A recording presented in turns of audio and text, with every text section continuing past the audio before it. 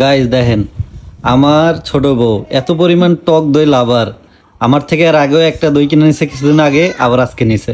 ঠিক আছে, বিশ্বাস করবেন না, এই টক দই মুখেই দেওয়া যায় না, মানে মুখে দিলে শরীরে একটা ঝাঁকি দিয়ে ওঠে। ও যে কেমনে গুলা খায় দেন, খাইতেছে কোনো এক্সপ্রেশনই নাই। তোমার কাছে কেমন লাগছে? তুমি তো খাইছো। আমার মনে হয়েছে পান্তা 2-3 দিনকার আগেকার পান্তাটা যে একটা বাসনা আছে না, এই বাসনার আচ্ছা, এটা কি খেতে খুব মজা লাগে কও? না।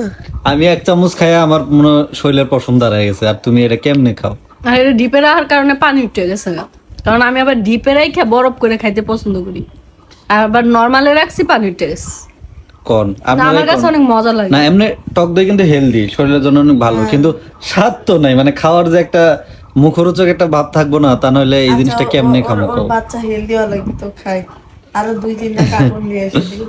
বিশ্বাস করবেন না, মানে টক দইটা আমার এত পরিমাণ অপছন্দ, যদিও হেলদি তারপর অপছন্দ, কারণ স্বাদ নাই, মানে স্বাদটা একটু টক টক ভাব লাগে, একটু ভালো ভালো লাগে জিনিসের না। স্বাদ কমই থাকে। তাই